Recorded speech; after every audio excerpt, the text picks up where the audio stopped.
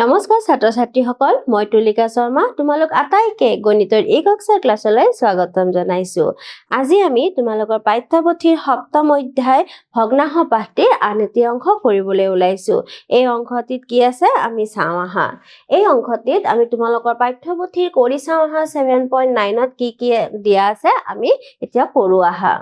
ইয়াতে তলৰ ভগ্নাংশৰ জোৰবোৰক তুলনা কৰিব দিছে। গতিকে ইয়াৰে আগৰ অংশটোত আমি পাই আহিছো যে আমি ভগ্নাংশৰ তুলনা কৰিব লাগিলে আমি কি কৰিব লাগে, প্ৰথমতে আমি হৰটো চাব লাগে। যদি হৰটো একে হয় আমাৰ বিশেষ সমস্যা নাই, আমি লব কেইটা চাইয়ে ভগ্নাংশ দুটা আমি তুলনা কৰিব পাৰো। কিন্তু যদি হৰ কেইটা বেলেগ বেলেগ হয় তেতিয়াহলে তাৰ আমি সাধাৰণ গুণিতক উলিয়াই তাৰ হৰ কেইটা একে কৰি ল'ব লাগে। গতিকে আমি প্ৰথমতে কি চাব লাগিব, ভগ্নাংশ কেইটাৰ হৰ কেইটা চাম। ইয়াতে হৰ 3 আৰু 8 আছে। গতিকে ভগ্নাংশৰ কেইটাৰ হৰ কেইটা আমি কি পালো, বেলেগ বেলেগ পালো। গতিকে তাক আমি একে কৰিবৰ কাৰণে আমি কি কৰিম, প্ৰথমতে ইহঁতৰ সাধাৰণ গুণিতকটো আমি বিচাৰি ল'ম। 8 আৰু 3ৰ কোনো সাধাৰণ উৎপাদক নাই, গতিকে তাৰ সাধাৰণ গুণিতক ইহঁতক পূৰণ কৰিলে আমি পাম। গতিকে 3ক আমি কিহেৰে পূৰণ কৰিম, 8ৰে পূৰণ কৰিম। আৰু হৰক যিহেৰে পূৰণ কৰো আমি লবকো সেই সংখ্যাটোৰে কি কৰিব লাগিব,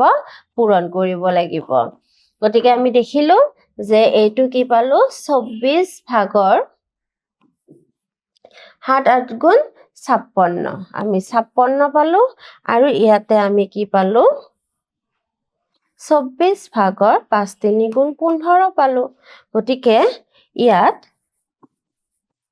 দেখা গ'ল, তোমালোকে যি লিখা ইয়াত আমি দেখিলো কি 56 greater than 15। গতিকে কি হ'ব,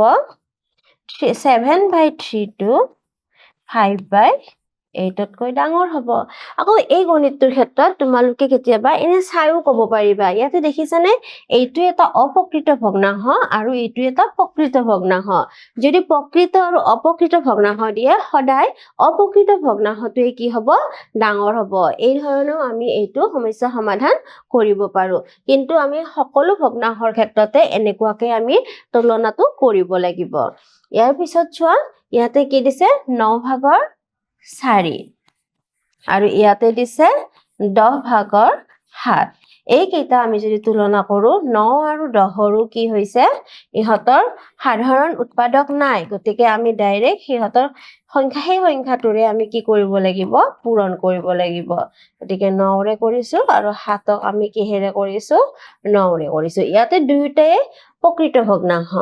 গতিকে আমি এইটো 9 10 গুণ কি পাইছো, 90 আৰু 4 10 গুণ 40 পাইছো। আৰু ইয়াতে 9 7 গুণ আমি 63 পাইছো আৰু 9 10 গুণ আমি কিমান পাইছো, 90 পাইছো। গতিকে ইয়াত কি হৈছে, ইয়াত 40টো 63তকৈ সৰু হৈছে। গতিকে কি হ'ব, ভগ্নাংশটো 4/9 টো 7/10তকৈ কি হ'ব, সৰু হ'ব। তোমালোকে এনেকৈ কৰিবা, বুজি নিশ্চয় পাইছা। ইয়াৰ পিছতো আমি কৰিব চেষ্টা কৰিছো। ইয়াতে কি আছে, 5 ভাগৰ 6 আৰু 13 ভাগৰ 8। এতিয়া 5 ভাগৰ 6 ইহঁতৰ সাধাৰণ উৎপাদক নাই। গতিকে আমি কি কৰিম, সেই সংখ্যাটোৰে ইহঁতৰ অন্যটোৰ হৰেৰে অন্যটোৰ হৰক আমি কি কৰিম, পূৰণ কৰি দিম। গতিকে 13ক আমি 5ৰে পূৰণ কৰিম। সেইকাৰণে 8কো আমি কিহেৰে কৰিব লাগিব, 5ৰে কৰিব লাগিব। আৰু 13 5 গুণ কিমান হয়, 65। আৰু 13 6 গুণ 18 8, 1 হাতে গ'ল 78। আকৌ এইটো ভগ্নাংশৰ ক্ষেত্ৰত আমি কি দেখিছো, 13 5 গুণ 65 আৰু 8 5 গুণ 40। গতিকে ইয়াত কি দেখিছো, ইয়াত 78 টো 40তকৈ ডাঙৰ হয়। গতিকে 6/5 টো কি হ'ব, 8/13 হ'ব। গতিকে তোমালোকে নিশ্চয় বুজিব পাৰিছা। ইয়াৰ পিছত কি দিছে, আমাক দিছে 4 ভাগৰ 3 আৰু এইটো 4 সমস্ত 5/2 গতিকে এই সংখ্যাটোত আমি এটা কথা ক'ব পাৰো যে ইয়াতে পূৰ্ণক কেইটা যিটো সংখ্যাৰে পূৰ্ণকটো ডাঙৰ হয় সেই সংখ্যাটোৱে কি হ'ব ডাঙৰ হ'ব এটা হয় নে নহয় আমি কৰি চাওঁ আহা প্ৰথমতে আমি ইয়াক অপকৃত ভগ্নাংশ বনাম অপকৃত ভগ্নাংশ বনাবৰ কাৰণে আমি এইটোৰ লগত কি কৰিব লাগে 4/1টো পূৰণ কৰিব লাগে পূৰণ কৰি 12 পাম 12টা আৰু 3টা গতিকে আমি কি পাম 15টা 4/1 পাম আকৌ এইটোৰ ক্ষেত্ৰত আমি কি পাম 5 আছে গতিকে আমাৰ 5ৰে 4টো পূৰণ হৈ যাব 20 গতিকে আমি কি পাম 22 পাম আৰু দুটা আছিলে গতিকে ইহতক আমি 4ৰে পূৰণ কৰি চাওঁ আৰু এইটো কিহেৰে কৰিব লাগিব 5ৰে পূৰণ কৰিব লাগিব গতিকে 15 5 গুণ কিমান হয় 75 75 আৰু 5 4 গুণ 20 আকৌ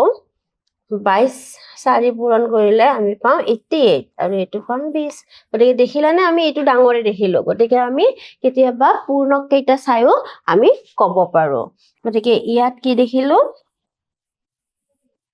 ইয়াত 75তকৈ 88টো ডাঙৰ হয় গতিকে আমি কি লিখিম 3 আৰু 4/3টো কি হ'ব 4 5 আৰু 5/2তকৈ সৰু হ'ব ইয়াৰ পিছত আমাক কি দিছে চাওঁ তলৰ ভগ্নাংশবোৰ ঊৰ্ধ্বক্ৰমত সজাব দিছে ঊৰ্ধ্বক্ৰমত সজাব লাগিলেও আমি কি কৰিব লাগিব প্ৰথমতে হৰ কেইটা চাব লাগিব আৰু হৰ কেইটাক আমি একে কৰি ল'বৰ কাৰণে প্ৰথমতে চেষ্টা কৰিব লাগিব ইয়াতে চোৱা ইয়াতে আমাক কি দিছে 4/6 12/17 আৰু 8/11 আৰু এটা দিছে 1 আৰু 7/6 এইটো যেটো মিশ্ৰ ভগ্নাংশ তাক আমি অপকৃত বনাই ল'ব লাগিব কিমান পালো আমি 13 পালো এতিয়া আমি প্ৰত্যেকটোৰ হৰে কি দেখিছো বেলেগ বেলেগ দেখিছো গতিকে ইহতৰ আমি কি কৰিব লাগিব আমি প্ৰথমতে যেটো সাধাৰণ গুণিতক পাম হেতু উলিয়াব লাগিব 12 আৰু 4ৰ সাধাৰণ গুণিতক 12 হয় 12 আৰু 8 যদি লওঁ ইহতৰ সাধাৰণ গুণিতক হ'ব 24 আৰু 24 আৰু 7 যদি লওঁ আমি 24 আৰু 7টো কি কৰিব লাগিব পূৰণ কৰিব লাগিব 7 4 গুণ 28ৰ 8 2 হাতে গ'ল 14 14 2 16 গতিকে আমি এই সংখ্যাটো পাব লাগিব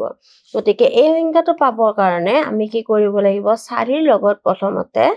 আমি 42ৰে পূৰণ কৰিব লাগিব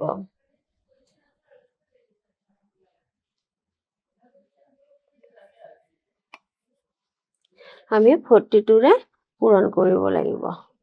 তাৰ পিছত আমি এবাৰ কি কৰিব লাগিব 12টোৰ লগত কি পূৰণ কৰিব লাগিব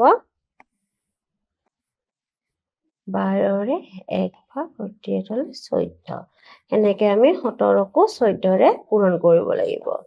তাৰ পিছত 8ৰে কি কৰিব লাগিব 8ৰে 2/1/11 পূৰণ 21 আকৌ এইটো 7ৰে আমি কি কৰিব লাগিব 7ৰে 24 পূৰণ কৰিব লাগিব গতিকে 13কো আমি 24ৰে পূৰণ কৰিব লাগিব এইটো যদি কৰো ইয়াৰে প্ৰত্যেকৰে হৰটো কি পাম 168 পাম আৰু এইটো আমি 12 2 1 হাতে গ'ল 24 1 25 পাম এইটো কি পাম আমি তলৰটো সদায় একে পাম আমি একে কৰিয়ে লৈছো এইটো আমি যদি পূৰণ কৰিব যাওঁ আমি কি পাম 17 আৰু 14 28ৰ 8 2 হাতে গ'ল 6 7 1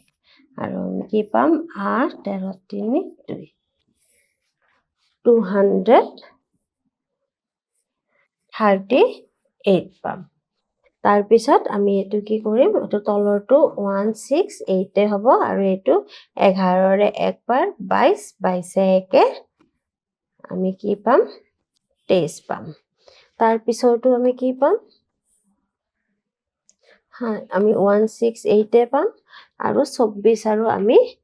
13 পূৰণ কৰিব লাগিব 12ৰ 2 1 হাতে গ'ল 6 1 7 4 আৰু 2 গতিকে 2 11ৰ 1 3 আমি কি পালো 312 পালো গতিকে আমি এতিয়া কি কৰিব লাগিব ঊৰ্ধ্বক্ৰমত সজাব দিছে ঊৰ্ধ্বক্ৰমত হলে সৰুৰ পৰা কি হয় ডাঙৰলৈ সজাব লাগে ঊৰ্ধ্বক্ৰমত গতিকে সকলোতকৈ সৰু আমি ইয়াতে কি পালো 231 টো পালো গতিকে আমি লিখিব পাৰো 231 টো সকলোতকৈ সৰু তাৰ পিছত আমি কি পাম 238 টো পাম তাৰ পিছত 252 টো পাম তাৰ পিছত আমি 312 টো পাম গতিকে আমি তাৰ পৰা কি ক'ব পাৰো গতিকে আমি কি ক'ব পাৰো এটোৰ কাৰণে 8 ভাগৰ 11 টো সকলোতকৈ সৰু তাৰ পিছত 12 ভাগৰ 17 টো হ'ব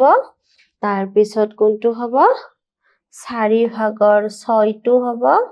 তাৰ পিছত 1 সমস্ত 7 ভাগৰ 6 টো হ'ব এনেকৈ আমি ঊৰ্ধ্বক্ৰমত সজাব পাৰো এতিয়া আমি 2 নম্বৰটো কৰিবলৈ ওলাইছো 2 নম্বৰটো কি আছে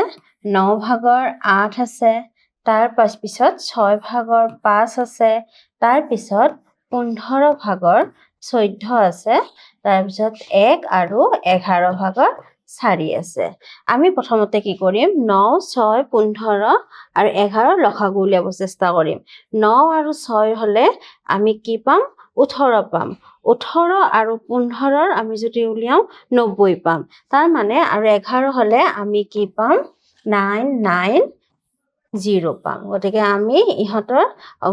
যেটো আমি গুণিতক পাব লাগে হেতু কি পাম 990 পাম গতিকে 9 লগত আমি কি পূৰণ কৰিব লাগিব 110 আৰু হেইৰে 8 লগতো 110 পূৰণ কৰিব লাগিব ঠিক হেইদৰে 6 লগত আমি কি পূৰণ কৰিব লাগিব 6 ৰে 9 একবাৰ যাব 39 হলে 6 হ'ব 37 30 হলে হ'ব 5 বাৰ গতিকে আমি 5ৰ লগতো কি কৰিব লাগিব 165 পূৰণ কৰিব লাগিব এইবাৰ আমি কি কৰিম 15 ৰে 990 যদি হৰণ কৰো আমি কি পাম 66 পাম এইবাৰ আমি 14 কো কি কৰিব লাগিব 66 ৰে পূৰণ কৰিব লাগিব এইবাৰ এটো আমাৰ কি আছে মিশ্ৰ ভগ্নাংশ তাক আমি অপকৃত ভগ্নাংশ বনাই লব লাগিব গতিকে আমি কি পাম 15 পাম আৰু এইটোক আমি কি কৰিব লাগিব 11 ৰে কৰিলে আমি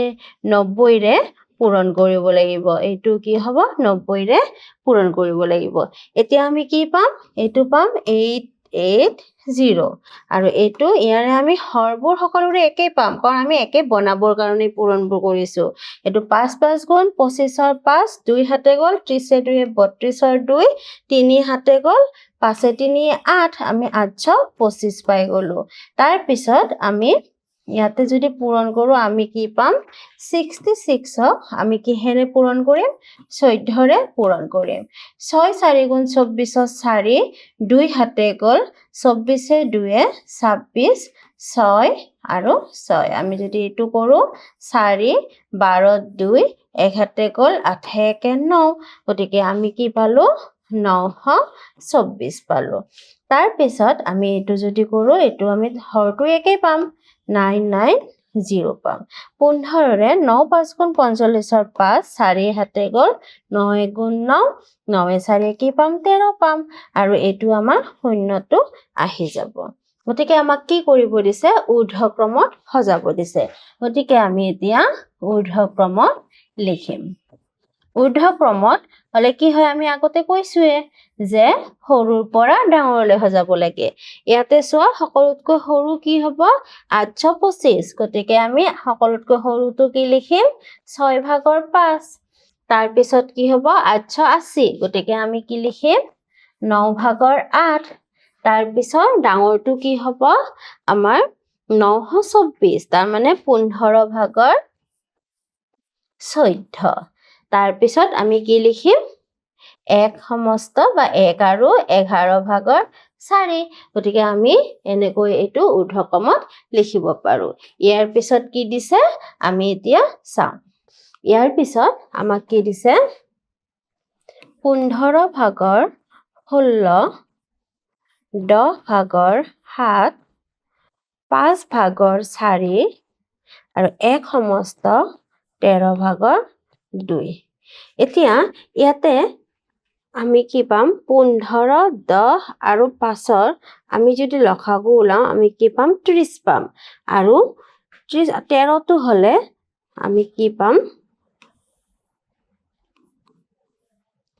319 পাম গতিকে 15ৰ লগত আমি কি পূৰণ কৰিব লাগিব আমি 26 পূৰণ কৰিব লাগিব সেইদৰে 16ৰ লগতো আমি 26 পূৰণ কৰিব লাগিব ইয়াতে 10 আছে 10ৰ লগত আমি 39 পূৰণ কৰিব লাগিব হেনেকে আমি 7ৰ লগতো 39 পূৰণ কৰিব লাগিব 5ৰ লগত আমি কি পূৰণ কৰিব লাগিব 5ৰে 5 7 গুণ 35 40 গতিকে 5 8 গুণ 40 গতিকে 4ৰ লগতো আমি 78 পূৰণ কৰিব লাগিব এটুক আমি প্ৰথমতে কি কৰিব লাগিব অপকৃত ভগ্নাংশ বনাই ল'ব লাগিব 15 আৰু এইটুক আমি কি কৰিব লাগিব 30ৰে পূৰণ কৰিব লাগিব এটা কৰিলে আমি কি পাম চাওঁ আহা প্ৰথমতে আমি 26ক 16ৰে পূৰণ কৰি চাওঁ 6 4 গুণ 34 6 3 হাতে গ'ল 12 3 15 ইয়াতে 6 হ'ব ইয়াতে 2 হ'ব গতিকে আমি 6 11ৰ 1 1 হাতে গ'ল 3 1 4 আমি ইয়াতে পালো 410 ইয়াতে তলৰটো 390 হ'ব আৰু এটো কি হ'ব 7 9 গুণ 63 3 6 হাতে গ'ল 21 6 27 তাৰ পিছত কি হ'ব এটো আমি 390 পাম 4 8 গুণ 32ৰ 2 3 হাতে গ'ল 28 3 31 আমি এটো পাম তাৰ পিছত আমি কি পাম এটো 390 পাম আৰু এটো আমি 30 যদি 15ক পূৰণ কৰো 3 15 গুণ 45 আৰু 0 আমি এইটো পাম এনেকৈ আমি হৰবোৰ একে কৰি ললো এইবাৰ আমি কি কৰিম এইবাৰ প্ৰশ্নটোত দিছে অৰ্ধক্ৰমত সজাব দিছে গতিকে অৰ্ধক্ৰমত সজালে আমি কি কৰিব লাগিব প্ৰথমতে ডাঙৰটো লিখিব লাগিব আগৰ প্ৰশ্নকেইটাত আমাক ঊৰ্ধ্বক্ৰমত দিছিলে গতিকে আমি সৰুৰ পৰা ডাঙৰলৈ লিখিছিলো আৰু এতিয়া আমি কি কৰিম ডাঙৰৰ পৰা সৰুলৈ লিখিম ইয়াতে সকলোতকৈ ডাঙৰ কি হয় 450 গতিকে আমি কি লিখিম 1 সমস্ত 13 ভাগৰ 2 তাৰ পিছত আমি কি লিখিব লাগিব তাৰপিছত কোনটো হয় 15 ভাগৰ 16 তাৰ পিছত আমি কি লিখিব লাগিব 312 মানে 5 ভাগৰ 4 তাৰ পিছত আমি কি লিখিব লাগিব 10 ভাগৰ 7 গতিকে সকলোতকৈ সৰুটো কি হয় 10 ভাগৰ 7 গতিকে আমি মন কৰিবলগীয়া কথাটো হ'ল অৰ্ধক্ৰম হলে ডাঙৰৰ পৰা সৰুলৈ আৰু ঊৰ্ধ্বক্ৰম হলে সৰুৰ পৰা ডাঙৰলৈ আমি এনেকৈ কি কৰিম সজাই লম তাৰ পিছৰ প্ৰশ্নটো কি দিছে আমাক এইটা ভগ্নাংশ দিছে 7 ভাগৰ 5 14 ভাগৰ 11 21 ভাগৰ 14 আৰু 2 সমস্ত 7 ভাগৰ 3 এতিয়া আমি ইয়াৰ হৰ কেইটা চাম 7 আৰু 14ৰ আমি যদি লসাগু উলিয়াও আমি কি পাম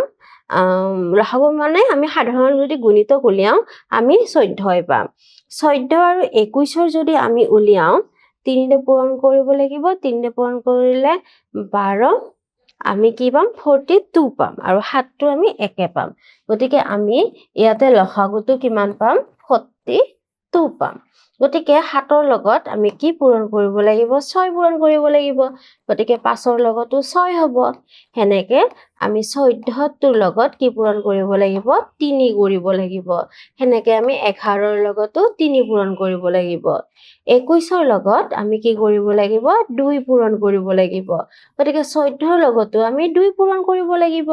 এইটো আমাৰ মিশ্ৰ ভগ্নাংশ আছে গতিকে তাক আমি কি কৰিম অপকৃত বনাই লম 14 14 এ 3 এ কি হয় 17 হয় আকৌ আমি কিহেৰে পূৰণ কৰিব লাগিব 6 ৰে পূৰণ কৰিব লাগিব এতিয়া আমি 7 6 গুণ কি পালো 42 আৰু 5 6 গুণ আমি কি পাম 30 পাম ইয়াতে প্ৰত্যেকটোৰে হৰটো আমি কি পাম 42 এ পাম 11 3 গুণ 33 আৰু 21 2 গুণ 42 হয় আৰু 14 2 গুণ কি হয় 28 হয় আকৌ ইয়াতে 42 হয় আৰু 6 7 গুণ 42ৰ 2 4 হাতে গ'ল 6 1 গুণ 6 6 4 10 গতিকে আমি ইয়াতো কি কৰিব লাগিব অৰ্ধক্ৰমত সজাব লাগিব অৰ্ধক্ৰমত মানে আগতেও কৈছো ডাঙৰৰ পৰা সৰুলৈ গতিকে ইয়াতে সকলোতকৈ ডাঙৰ কোনটো হ'ব 102 গতিকে আমি সকলোতকৈ ডাঙৰটো কি লিখিম 2 আৰু 7 ভাগৰ 3 এটো সকলোতকৈ ডাঙৰ তাৰ পিছত আমি কোনটো পাইছো 33 টো গতিকে 14 ভাগৰ আমি কি লিখিম 11 লিখিম তাৰ পিছত আমি কি পাইছো 30 টো গতিকে 7 ভাগৰ আমি 5 লিখিম তাৰ পিছত আমি কি লিখিম 21 ভাগৰ আমি 21 ভাগৰ 14 লিখিম গতিকে এনেকৈ আমি কি কৰিব পাৰো অৰ্ধক্ৰমত সজাব পাৰো এইখিনি তোমালোকে নিশ্চয় বুজি পালা আজিলৈ এইখিনিয়ে ধন্যবাদ